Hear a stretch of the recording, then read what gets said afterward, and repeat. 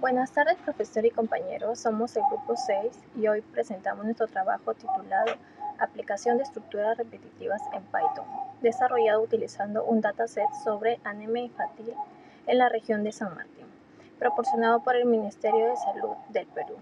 En este trabajo aplicamos estructuras repetitivas con while y for, además del uso de funciones en Python para analizar información real y fortalecer nuestras competencias en programación aplicada al análisis de datos. Como introducción, nuestro proyecto consistió en desarrollar distintos notebooks de Python utilizando un conjunto de datos reales sobre anemia infantil. El propósito fue aplicar estructuras repetitivas para recorrer la información del dataset, procesar tantos datos numéricos como cadenas de texto y comprender cómo la programación facilita el análisis de grandes volúmenes de información. Asimismo, trabajamos con listas, variables condicionales y procesos de ordenamiento, integrando conceptos fundamentales vistos durante el ciclo. Pares e impares usando while. En este primer notebook trabajamos con la variable edadRegistro, que contiene las edades registradas en el dataset. El objetivo fue aplicar una estructura repetitiva while para recorrer cada dato de manera controlada. Como pueden observar en el código central, primero inicializamos los contadores de pares e impares y una variable que controla la posición dentro de la lista. Luego, mientras el contador sea menor que la cantidad total de edades, evaluamos cada valor mediante el operador módulo. Si el residuo de dividir entre 2 es 0, se clasifica como par, de lo contrario como impar. Después de analizar 59.224 registros válidos, obtuvimos 26.195 números pares y 33.029 impares. Este ejercicio permitió aplicar el ciclo while sobre datos reales y comprender cómo recorrer, evaluar y clasificar información de forma automatizada. En el siguiente notebook, que es la identificación de pares e impares usando for, utilizamos un programa enfocado en el procesamiento de datos de tipo entero utilizando estructura repetitiva for, en el que este se relaciona directamente ya que contiene diferentes variables numéricas de tipo entero como el identificador de registro, la fecha de registro, la edad registrada, la cantidad y el código único del establecimiento. Lo primero que se hizo fue importar desde la librería Pandas, se cargó el archivo del dataset. Luego se utilizó el df.info para revisar lo que es la estructura de datos e identificar cuáles columnas eran de tipo entero.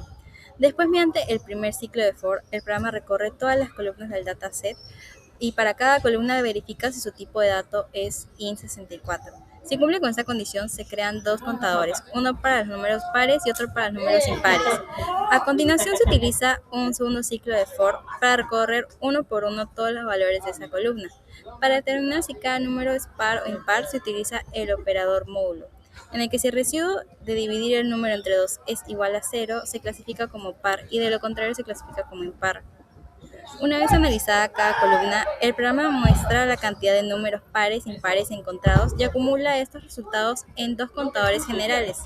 Finalmente, después de recorrer todas las columnas enteras, obtuvimos de resultados en números pares un total de 201.211 y en números impares 213.364.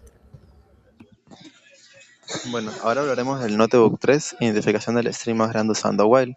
Bueno, en este caso se pueden ver que lo hemos separado por tres objetivos. Objetivos, lógica y los datos ubicados. Bueno, básicamente el objetivo es identificar básicamente la ciudad con mejor string, o sea, mayor cantidad de caracteres, ¿no? Los datos utilizados en este caso ha sido la provincia con el distrito y el nombre de establecimiento. ¿Ok?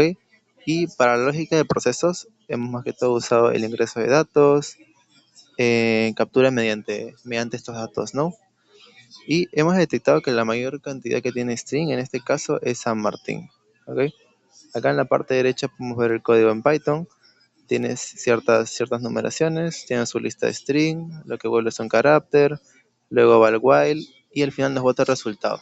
¿Ok? Lo que va a hacer básicamente es como que va a ser una iteración repetitiva, ¿ok? Con el do while. Y eso es lo que va a hacer el programa, va a identificar el uso del string, ¿no? Gracias.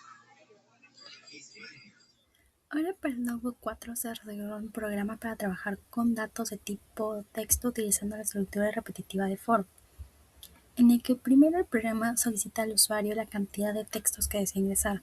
Luego, mediante el ciclo for, Se recorren las posiciones necesarias y se pide cada texto uno por uno. Estos datos se almacenan en una lista utilizando el método append. Después se aplica la función sort para ordenar los strings de mayor a menor según su cantidad de caracteres.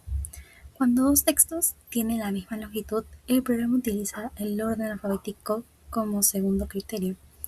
Y finalmente, mediante la función max con el criterio length, se identifica el string más grande y se muestra tanto la lista ordenada como el texto de mayor extensión. En el caso de los resultados aquí, eh, fueron, por ejemplo, el string más grande fue nueva cajamarca con 16 caracteres. Notebook 1 con funciones. En esta segunda etapa reorganizamos el programa anterior mediante funciones con el propósito de que el código sea más ordenado, reutilizable y fácil de mantener. Ya no realizamos todo el proceso en un único bloque, separamos las tareas. Una función prepara y limpia las edades, otra recorre la lista utilizando while, otra genera la tabla de resumen y una función adicional permite representar los resultados gráficamente. También incorporamos funciones integradas como len, print y sorted, funciones importadas de librerías como pandas, matplotlib y funciones definidas por nosotros como la que cuenta los valores pares e impares. Los resultados se mantienen en 59.224 registros analizados, 26.195 pares y 33.029 impares. Lo importante aquí no es solo obtener la respuesta, sino demostrar que el programa puede estructurarse de manera modular y profesional. Posteriormente, el Notebook 2 fue corregido y mejorado para incorporar los tres tipos de funciones solicitadas, que fueron funciones integradas de Python, funciones importadas de librerías y una función definida por el usuario, en el que primero se utilizaron funciones integradas como len para conocer la cantidad de datos y columnas analizadas, sort para ordenar los valores y print para mostrar los resultados, y asimismo list para convertir los nombres de las columnas enteras en una lista. También se utilizaron funciones importadas de la librería Pandas como el read para cargar el dataset, head para visualizar las primeras filas e info para revisar su estructura y los tipos de datos. La principal corrección fue crear nuestra propia función llamada contar pares e impares, en la que esta función recibe una columna del dataset y mediante un ciclo for recorre cada uno de sus valores. Durante este proceso se utilizan tres contadores, uno para los números pares, otro para los números impares y otro para el total de datos analizados. Para clasificar cada número se utiliza el operador módulo. Si el residuo de dividir el número entero entre dos es cero, se contabiliza como par y de lo contrario como impar. Para finalmente, mediante return, la función devuelve los tres resultados obtenidos. Después, otro ciclo for recorre todas las columnas del dataset, identifica cuáles son de tipo entero y aplica automáticamente la función creada. Los resultados de cada columna se van acumulando en contadores generales. En conclusión, la mejora principal respecto al notebook original fue reorganizar el código mediante estas funciones, y esto permite mantener la misma lógica de análisis con for, pero haciendo que el programa sea más ordenado, reutilizable y fácil de comprender.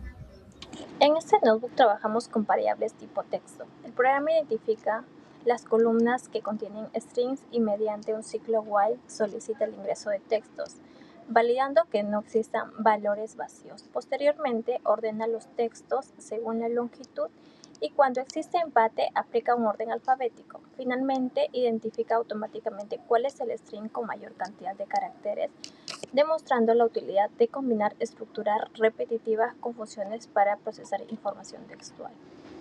Finalmente, en este notebook utilizamos nuevamente funciones integradas, funciones importadas y funciones definidas por el usuario. Entre las funciones integradas empleamos len, max, sorted, las cuales permitieron medir la longitud de los textos, identificar el string más largo y ordenar correctamente la información. También desarrollamos funciones propias como obtener string más grande y promedio de longitud, que facilitaron la reutilización del código y mejoraron la organización. Además, utilizamos la función min de la librería statics para calcular el promedio de caracteres ingresados. Dashboard y hallazgos principales. Finalmente consolidamos el análisis en este dashboard de Power BI que permite interpretar los registros de nivel infantil de una manera visual e interactiva. En la parte superior observamos la dimensión general de la base, 59.225 registros distribuidos en 10 provincias, 78 distritos y 345 establecimientos de salud. La edad promedio registrada es de 2.6 años. En cuanto al perfil de los registros, existe una ligera predominancia masculina con 52.6% frente a 47.4% femenino. Además, la anemia leve representa el 28.4% de los registros, mientras que los casos severos corresponden únicamente al 0.4%. Territorialmente, San Martín, Lamas y Rioja concentran la mayor cantidad de atenciones.